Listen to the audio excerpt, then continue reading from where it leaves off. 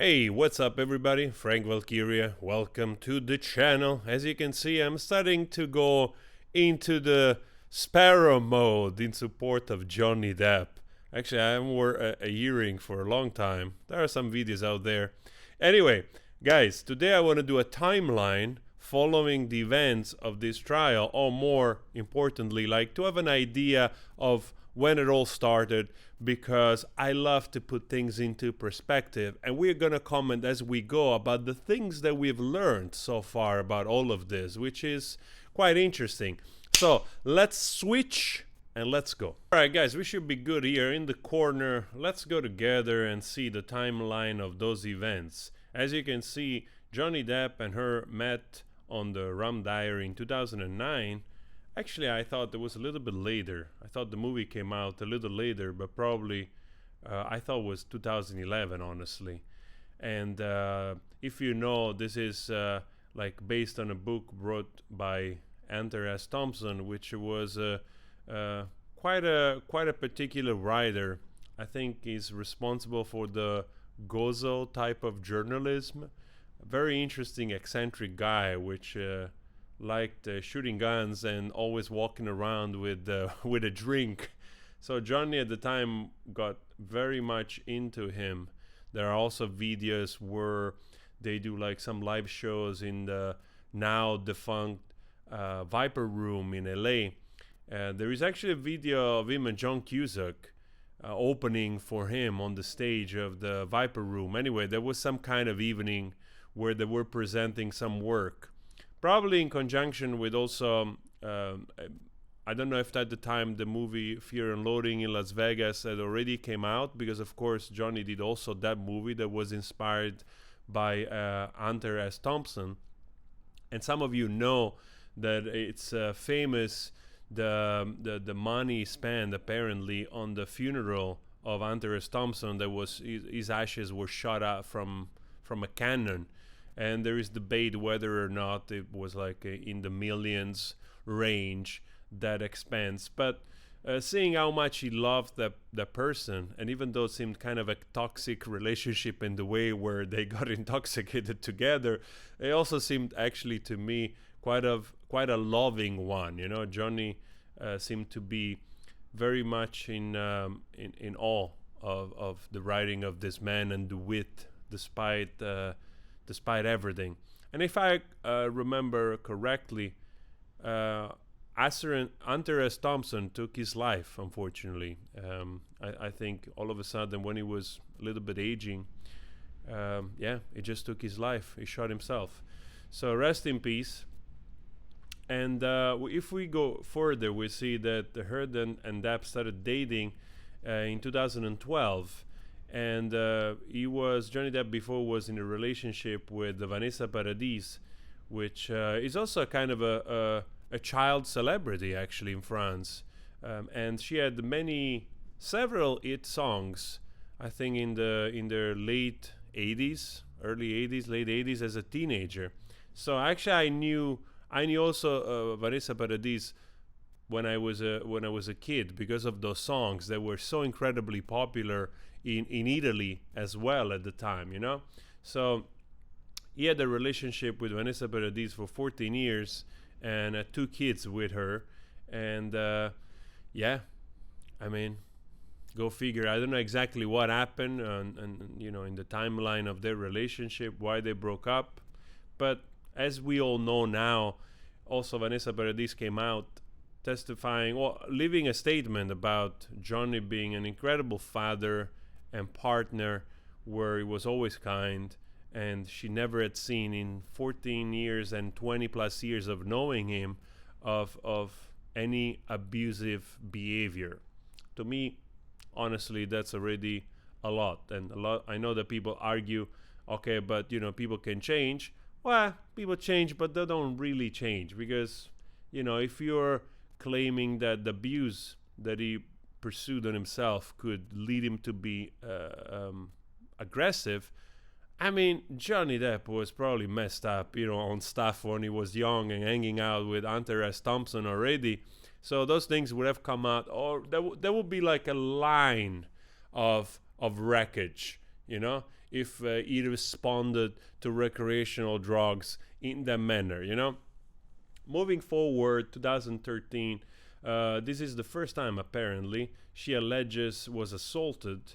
A couple got in an argument in which she alleged that Depp hit her for the first time. According to her, the incident occurred after she made fun of Depp's tattoo, which reads "Wino Forever," and we know that tattoo was Winona Forever at the beginning for his relationship with Winona Ryder, and even her at the time, as she came out, she has not testified but left a statement saying that Johnny has always been, you know, a nice guy basically. And another two women, also an actress, that saying the same thing. I find it very interesting that this is the first time she is kind of, you know, she alleges abuse, and as a response, 1 year later, she gets engaged to this guy. She gets engaged. All right, so yeah, that's fascinating if you ask me. And also, she got a nice rock. I wonder if she already. Well, I don't want to speculate, but we also make fun here in a comedic way. Who knows if that stone is still in her possession or in her bank account? So then we have another, after the engagement, we have another allegation, 2014, that seems like on a private plane flying from Boston to Los Angeles, Depp was blacked out intoxicated. Depp denied the incident and said that he had taken 2 tablets and drank a glass of champagne before the flights. Probably just dozed off to sleep, and she wanted to have some drama. In 2015, this is an interesting here because we know that he was shooting a movie, probably one of the pirates in Australia, and this is also where the big incident happened, that now we know way more about it. And she went to stay with him and smuggled the dog inside the country legally, which you cannot do because Australia has very tough laws on this type of stuff, because obviously they have to protect their ecosystem and wildlife, and it's a continent that it's been isolated for the rest of the world, and of course has developed in a different manner. Anything that comes from Europe or, you know, another country that we have developed in thousands of years or hundreds of thousands of years differently could potentially, you know, be harmful. So you have to go through a long process of, you know, checking the dogs, making papers, making sure they are healthy, and so on and so forth. Probably they have to be in quarantine there. So she just smuggled, and apparently it's known that she knew about this and she did it anyway.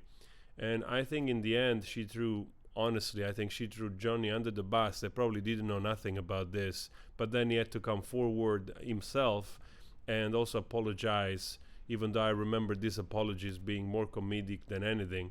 And it's interesting actually to watch, because if you watch this video, you can see the her behavior in being like always towards somebody else, or, you know, authority or whatever, with a stance of mockery. You know, she has this kind of very much mocking, bully behavior, which I find quite telling. Then 2015, there is the finger cut off, and now we have heard the whole audio. And what I find it very disturbing is that she was retelling the story, and like he basically smashed her into the wall, and he basically did that to himself. There is a video of Johnny on the deposition of the UK trial where actually is just saying, I got my finger chopped off, and she says, I've done it, and I would love to see the scientists respond to this, because basically he's saying, how would you mechanically, kind of break your own finger, chop your finger off if you punch the wall, Honestly, it doesn't take a scientist to know that the mechanics of that movement will not allow for actually the tip of your your finger to be chopped off, but maybe you would scrape the top part of your hand, so it doesn't make much sense there. And there is an entire audio which she took, and she also denied that was taken. And you can actually hear in that recording that she, at the end of, I don't know how long the audio went on, she just goes there and pick up the phone. And in the testimony, she said that she found the phone in the morning dead, out of battery, which obviously is not true.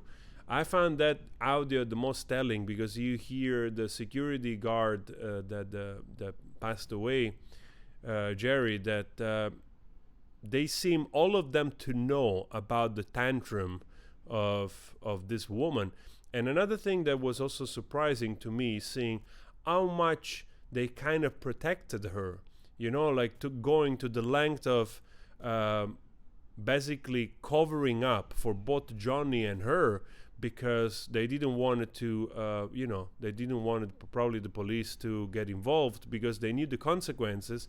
But the behavior very much tells you how much they were protecting her from herself, which is quite astonishing.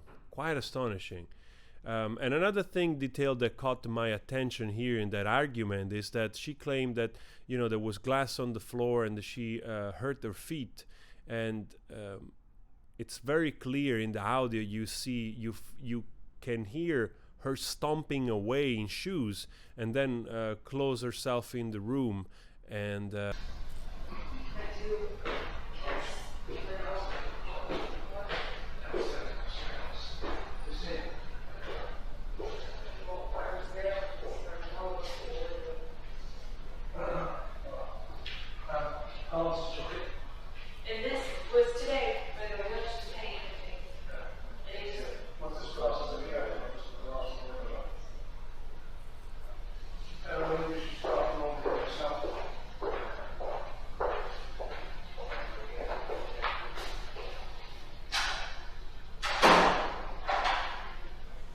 then you hear the conversation of the security guard on the phone, trying, discussing it and talking about her like leaving the place because Johnny had to be alone.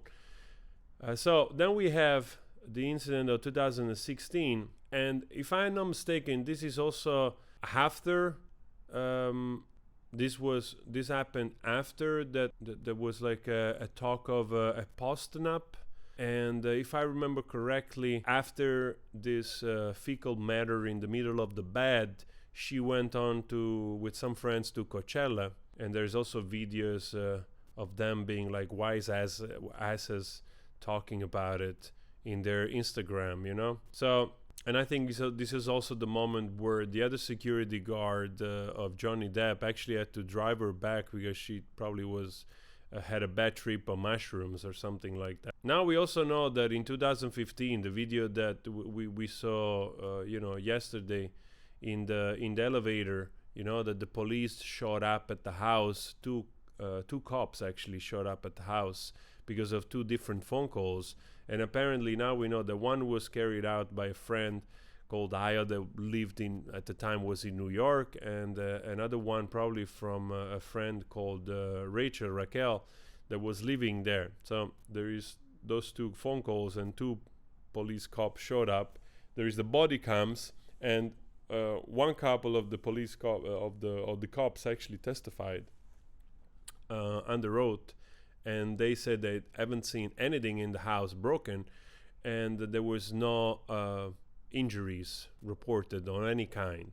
We've seen the body cam ourselves, and penthouse number one seemed absolutely neat, even though the quality of the footage wasn't great. But we could see that things were in order, and the people were just leisuring on the couches there, enjoying the big penthouse of Johnny Depp. So you guys told me to follow popcornplanet.com, where they're doing, I watched a bunch of videos. I'm also learning a lot from them, and they're very much into details. They're very good at going into all kinds of behind the scenes and all the documents and other things. They have a lot of guest ons, and what I've learned actually through them, but this is not a video I found here. I found actually this video somewhere else. I found this little clip somewhere that some of you sent me, guys, that this is the neighbor that, if I'm not mistaken, seems like the neighbor that did the tour of her house, and she knew the couple, and she's basically saying that one of those pictures that Amber showed, supposedly that are from an alleged abused, in her opinion, are actually bruises of Botox, you know? But you know how she's got like the red here, it looks like blush or something. You know how she has like a bruise on her eye here? I get them all the time when I get Botox. Amber got Botox all the time. All right. I just want to thank you so much also for this, insight. I just want to go here for a second, because when I saw this, it's actually the first thing that I thought, because especially this little red part here feels like, like basically the reaction to a needle. You know what I mean? When you go take the blood, or you always have maybe that little reaction of that little spot right there. So that really feels like it could be a needle, and maybe the rest, you don't know. Like some people also have very sensitive skin. You go like this and all of a sudden reddens, and again, those pictures, if there is no metadata that it's accurate, you don't know what's going on. Then in 2018, she wrote this op-ed for the Washington Post. Didn't mention his name, Johnny Depp's name, but it seems obvious that she was referring to him. And Johnny, after 2 days, got fired from Walt Disney without a trial, without anything. And already then the defamation, the smearing basically of this guy's reputation started instantly. Very sad, actually. Johnny Depp hasn't done a movie since 2019. He showed, I think he did this Miyamata, photographer. I haven't seen that movie yet, but that movie was shot in 2018 or 19. So he's already being basically without work for 3 years. A star like that. Anyway, we know of this article. We also learned that the American Civil Liberty Union, ICLU, probably kind of concocted this together. We know of a series of emails where they were talking about potentially involving her into be a testimony or whatever for their narrative. This is probably the height of the Me Too movement, and she basically became a representative for it.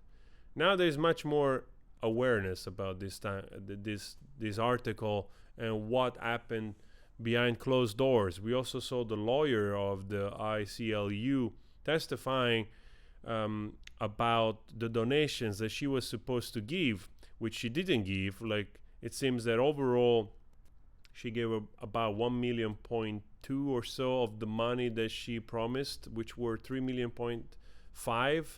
And we also learned that Elon Musk, through one of his charities, gave her in her name like 500 or more thousand dollars. Johnny Depp 100,000, and she gave of her money. Well, the money she got from Johnny Depp, 350,000. So she still to this day hasn't paid this money for both charities that she promised to pay for. And now we also know that she countersued Johnny Depp for 100 million. Wow, the madness keeps going. We know so much more, and the funny part is that Johnny Depp was really protecting her when they had this phone call conversation about whether or not to go to trial, and she's basically accusing his lawyers of pushing her to do so. And the funny part is that I was watching this video of this other YouTuber, incredibly average, awesome guy, really amazing private detective that put together incredible videos. I've learned so much from the guy, so go check him out if you haven't. So I was telling you, I was checking those videos of incredibly average, and it's very funny because of course those messages now are public, so probably you can find them yourself, because they were made public for, I think, the first trial in the UK. And it's very interesting because this is a conversation between Johnny Depp and her father, and you really see like how upset he was The man, her father, David Heard said before that he was in the hospital, but he would, he can talk. So Johnny goes on by saying like, he doesn't believe basically what it's happening, that she's claiming domestic violence, and is just saying like, there's no way I did that, never in my life I did this. And he's also pointing to the fact I've never been in jail, never been accused, but she has, and she's been accused and arrested for domestic violence twice in this message. So Johnny already was aware of this, and basically saying like, this is not going to be nice because all of this is going to get to the public, and it did. So and it's very telling because he's upset about the way she wants to go in court. And without reading the whole message, you can read it yourself. But I really find it very powerful, this short reply that says the lawyer told her she had to, or she would have no place to live in 30 days. That's it. To me, that's it. I don't need nothing more. This is a private conversation. It wasn't supposed to leak. It did, and it shows exactly the priorities. So, yeah, the wealthy guy got screwed. And it's really upsetting because, again, if she wins, the whole woke left, and I consider myself leaning left, always did, but I'm telling you, if she wins, all the woke left, they're going to trash everybody of us that has seen through the BS, and probably also come after us, unfortunately, because that's how they are. That's how those type of people are. They don't care about the truth. They just care about carrying that narrative of being superior in morality and ethics and so on and so forth. They don't care how they get there. They just care. Sorry, sometimes the English, it's not my main language. They just care to have the upper end. They just love to be on the pedestal of morality above other people, to be a beacon of this morality, but they don't give a fuck, sorry for the cursing, how they gain that position. So if she wins, we're gonna see a lot of that bullshit perpetuated everywhere, which really makes me sad because apart from your political affiliations, I just want the truth. I just want the truth. And I just want to, for a good man to have a chance to redeem himself. And actually, after all of this, I also hope that she has a chance to heal herself from all this madness, which is not going to do any good, because doesn't matter if she wins and the whole walk left goes behind her and support her or whatever, but there's going to be a gazillion of human beings on the planet which they're not going to buy into anything that she will do. Doesn't matter what kind of movie they offer her or whatever, people are not going to support it. And remember that it's ordinary people which will make those people money. Always been, always has. And if millions of people choose to spend their money in a different movie, in a different product, that's it. Your career, it's over. So I think that at the end of all of this, it still is going to take few years, whether also Johnny wins or not, to clear the air. And despite the public support for Johnny, it's going to take some time before we see probably Johnny in any other movie or role or whatever. It's going to take some time for all of this to wear off. I feel myself like I need a detox after all this stuff that I'm going through and covering with you guys. But I'm enjoying sharing the truth. I'm enjoying supporting a man which I believe is innocent and is also a good man, that he has had these demons to fight with, and despite everything, he just tried. He tried his best to love this woman. He tried his best to make it better, and he failed. But at the end of the day, this is what it's life for, learning. And most importantly, perhaps he will have in the future a better time with himself and his friends or whoever he's going to meet. And this is a tale for all of us, you know. This is why probably so engaging, because you see the humanity in those two people, which they seem to have a lot more than the majority of human beings that has ever existed on this planet. And it's a human tale of how character, personalities, and traumas come to play into shaping the existence of some individual. So it's something that definitely we can all learn from and improve, you know, ourselves by somehow mirroring, you know, learning from this. So guys, always spread love. Thank you for the support. We're gonna do more videos today. Thank you so much for the support of this page to my channel, and ciao.